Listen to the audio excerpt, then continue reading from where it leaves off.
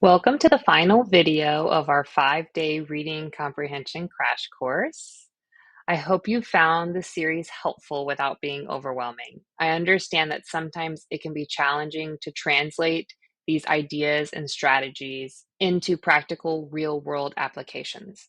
That's why in this final video, we'll be taking a bit more time than usual as I sit down with my daughter to demonstrate each of the 6 strategies in action using a workbook at home. I invite you to follow along and see firsthand how to apply these techniques to support your child's reading journey. Okay, so today's task is going to be inferencing. Do you know what it is to make an inference? It's when you guess what's gonna happen because you don't exactly know what. Yeah, pretty close. So you're going to use some knowledge that's already in your brain. It's called prior knowledge. You're going to use some clues from the text. And then you're going to put those together and that equals your inference. So it's kind of like a guess, but you're using clues from the story or the text, okay? So we're going to go through the star reading strategy. So the first thing is we're going to scan the questions. And so that means we're going to read the question and we're going to think, do we need the whole passage to answer it? Or do we need to go back and just find one part of it? Okay, so why don't you read the question? Read the sentence from the article. They can happen without warning. What inference is supported by this sentence? A. Earthquakes are really bad. B. Earthquakes are not that bad. C. We will never predict earthquakes. D. Scientists cannot always predict earthquakes. Okay, so we're going to think about this one sentence. So do you think we need the whole story or just part of the story? Just part of the story. We're going to need just part. So you can either write part or just circle part there. I'm going to circle it, actually. Okay, let's check that off because we've done that one. Okay, so now we're going to move on to the T, which is target the text, which means we're going to read all the text carefully. So why don't you go ahead and read the whole passage? Earthquakes are dangerous. They can happen without warning. They damage buildings and can trigger landslides. Tons? I'm going to give you a clue there. The T is silent in this kind of a word. Tsunamis and fire. People may have to leave their homes because of them. Earthquakes often happen along fault lines. Plates moving, releasing energy in symmetric. Close? Symmetric? It's going to be close. The I is going to make the long sign there. Symmetric waves. Seismic. Seismic waves. Yeah, here the I, it's tricky because the I is going to make the long sound with those two vowels, so it's seismic. Okay? Seismic waves, making the ground shake. They come in different sizes. Earthquakes are a part of life on Earth, so we need to be ready for them. Okay, so now we've targeted the text, so let's check that off. Yeah, my pencil.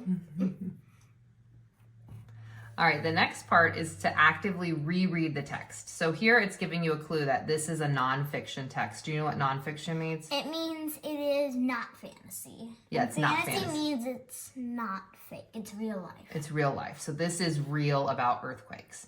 And so as we read this next time, we're going to think about if we can answer these questions. Who is it about, or what is it about? When is it happening? Where is it happening, and why? And so sometimes you're going to have an answer to all those questions, and sometimes you're going to have an answer to just a couple of them. But the point is just to get you thinking about this text more deeply. Okay, so let's reread it again, and then we're going to go back and try to answer those questions. Earthquakes are dangerous. They can happen without warning. They damage buildings and can trigger landslides.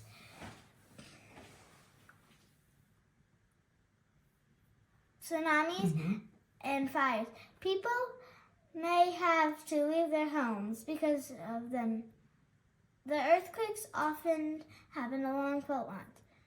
Plates moving, releasing energy in seismic. Very close, the I.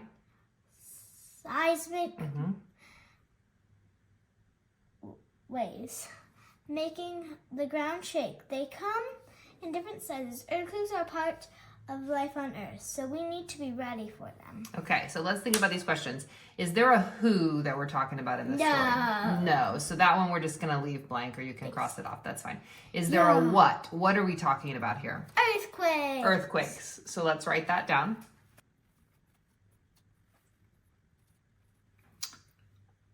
Okay, now when is this happening? Do we know a when? No, we don't know when. There's not really a time, but they give you like a little bit of a hint here of like, when does an earthquake happen? Do we know? No, I don't know. No. So let's get one of our highlighters here, because there's a little bit of a clue here in the story. They can happen when? Without warning. Without warning. So let's highlight that, because that's also a part of our question. So that one's important. And so it lets us know that we don't really know when they're happening. So it's happening without warning.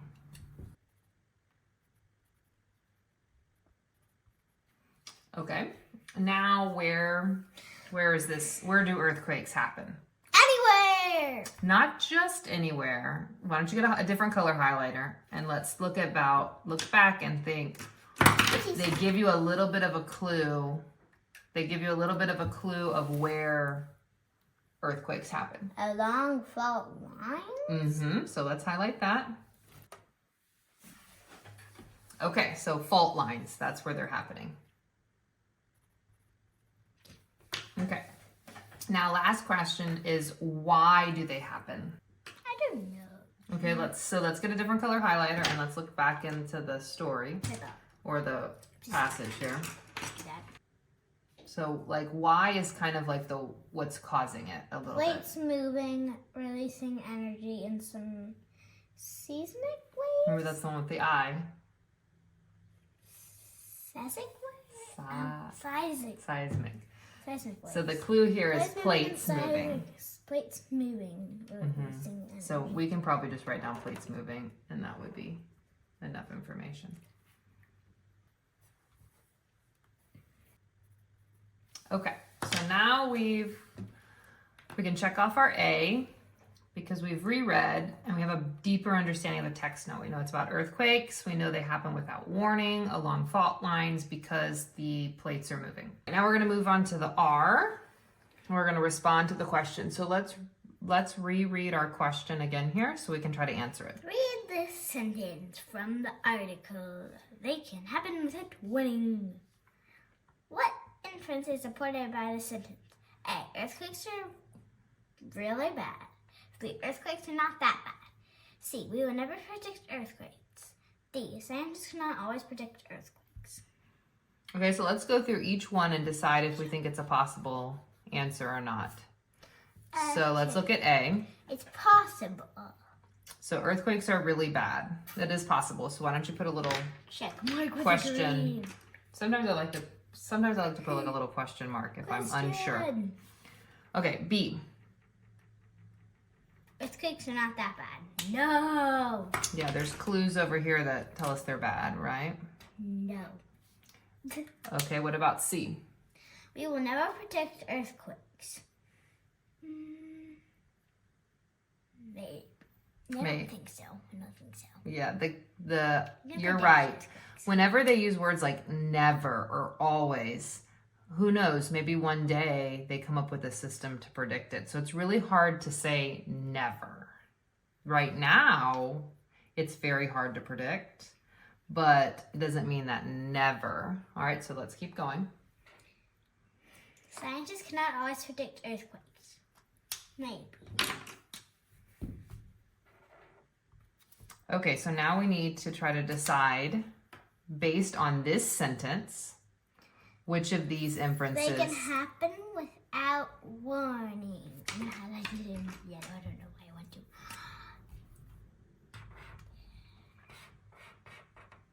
to. Okay, so the question wants us to use just this evidence.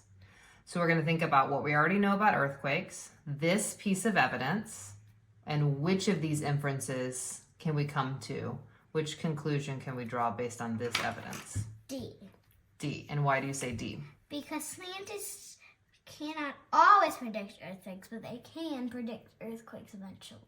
Maybe they could one day, but can they predict them right now? No. No. But why is A not correct? Well, Because it's earthquakes correct, are bad. but it doesn't like, it's not, it doesn't like, I don't know, it's just, I don't know. That's okay.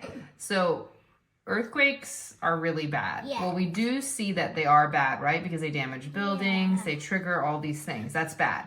Yeah. But we're only looking at this piece of That's evidence. what I mean. Does this piece of evidence have anything about earthquakes being bad? No. No. So that's why this one's incorrect, and this one's the best choice. And surprise. Oh, I see, oh, I see, oh, I see. That is cool. So now what we're going to do is we're going to see how you did. Okay, so we're going to get out the answer key. We're going to check through and see how you did. Okay, so we did, okay, we could have put people because there's people in here, but that's okay. We got earthquakes, we got without warning, we got the fault lines, we got the plate moving, awesome. We got answer D, that was correct. Okay, we got that this was a part question. We got our evidence. And then let's see about making our inference here. It says, you need to be told or warned to know something's coming.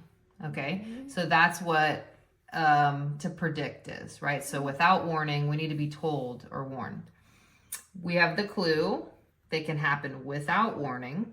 So together, they let us know that they're hard to predict. Okay, so you did a great job. High five. Thank you so much for sticking with me throughout our 5-day Reading Comprehension Crash Course. I truly appreciate your commitment to supporting your child's literacy journey.